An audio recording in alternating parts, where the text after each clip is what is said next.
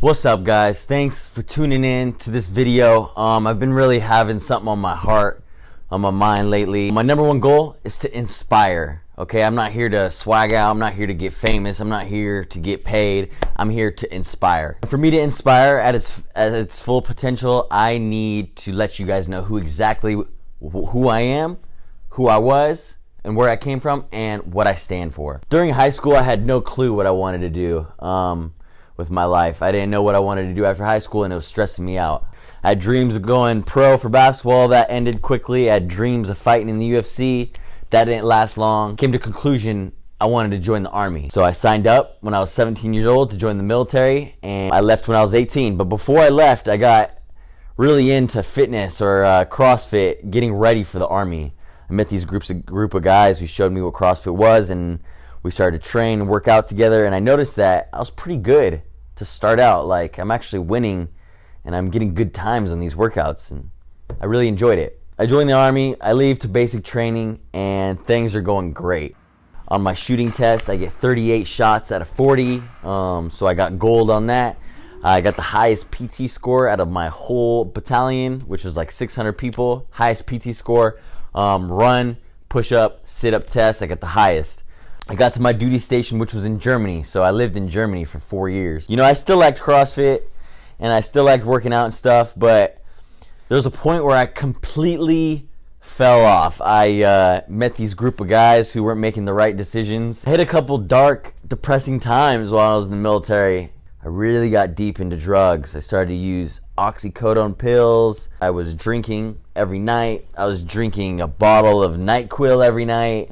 I started to use a lot of ecstasy, smoke a lot of synthetic marijuana, some fake stuff called spice. Really let myself go.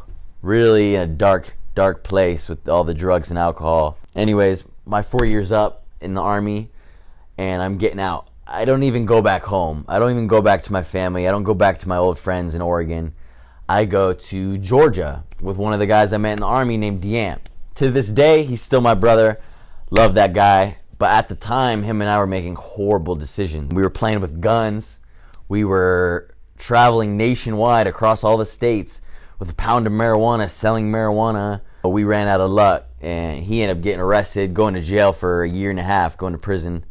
And I got lucky. I didn't get caught up in that. I had no choice when he got locked up, so I went to Oregon. I had no choice. I went back home. You know, I'm also thinking, hey, this happened, but it's a new season. Let's turn things around. Let's turn it back around in Oregon and do things right. I get back to Oregon, and that was not the case. I actually got involved with some worse things. I started breaking houses. I started breaking hotels. I was using even more drugs, partying even more. I ended up meeting this girl.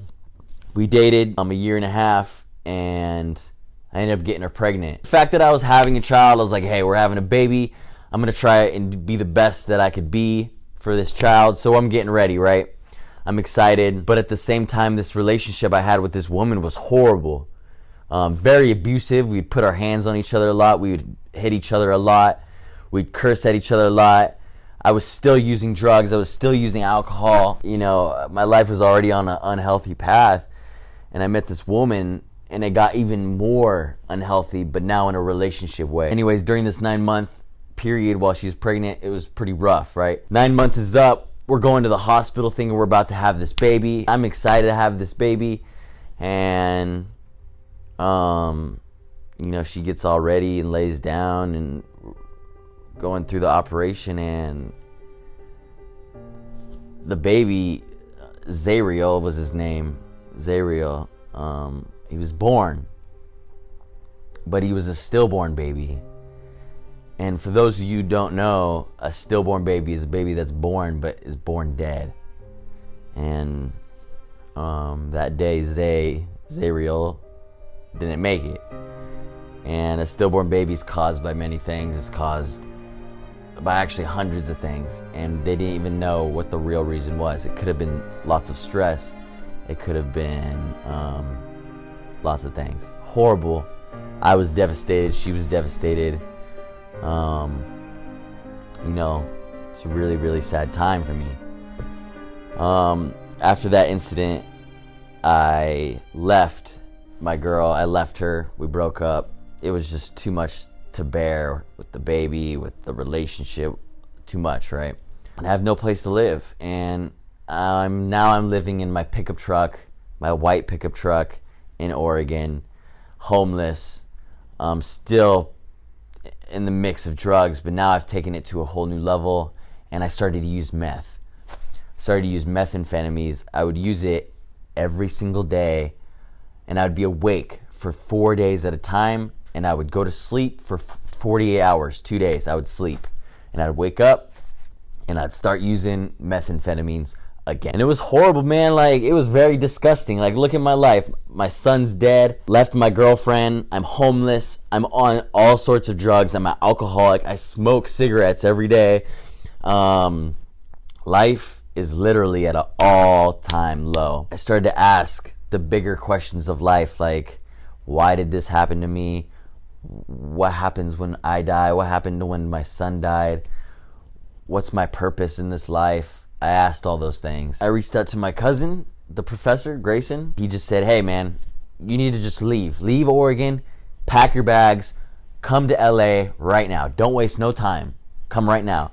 I have a feeling way deep down inside my heart. I know this is going to be uncomfortable and I'm not going to like it at first, but I know that this is the decision I have to make in order to move forward. Something deep down inside was saying that. And so I did it. Packed my bags with whatever clothes I had, left my truck, on my way to California. His rules: no drugs, no alcohol, don't be having parties, don't be partying, and go to church with me every Sunday. That's it.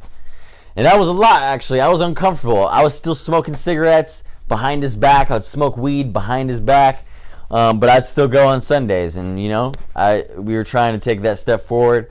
We were also talking every single night about, like, my purpose, my passion, what I'm good at, what I want to do with my life. We ended up going to church. A few months go by. The pastor was talking about, hey, if you haven't given your life to Christ and you want to, say this prayer with me.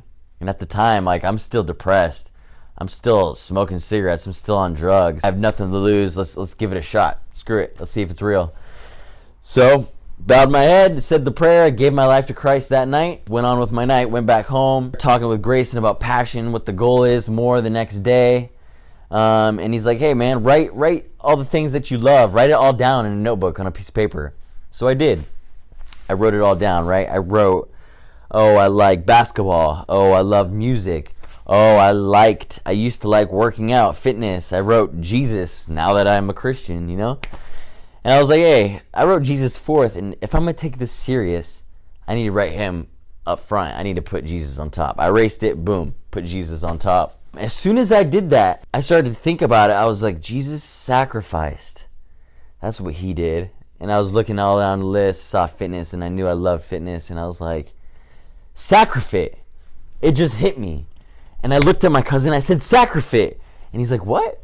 And I said, bro, I want to be a strength and conditioning coach and run a business called Sacrifice. You have to sacrifice like Jesus did. You have to sacrifice to get fit. And he looked at me kind of shocked, like, bro, that's an amazing name. I came up with the name, and then I changed my Instagram to Sacrifice, and I started making videos, workout videos, started to take workout very serious. God literally just gifted me a couple days later after I did what I did. That's where I'm at today, you know. Things are as good as they have ever been. Like, I wake up Monday morning excited, full of joy, and hungry to work for Christ and to just chase goals, chase dreams, and chase the passion and be hungry. I'm making this video because I want to express how passionate I am about this, how much I love fitness, how much I love training, how much I love coaching other athletes, how much I love making videos.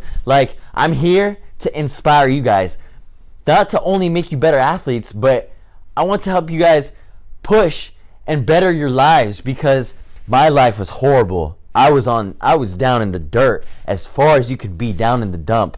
And if you are right now and you're watching this, I promise you that you can get out of the dumps and you can change your life around and wake up Monday morning as excited as I am right now. And I'm loving this. I love to tell you guys that you guys can do this. I'm very passionate about this. I'm just glad I'm in this opportunity, and God has blessed me with this position to be able to inspire whoever's watching. And that's what this whole video was. It's been on my heart. It's been on my mind for the longest. I just need you guys to know who I really am and what I stand for. You know, more videos are coming, man. And I promise you guys, I'm not quitting. I'm doing this until it works. So let's blow up this YouTube channel, man. I'm here to inspire, and if I can do it, you guys can definitely do it. Thanks.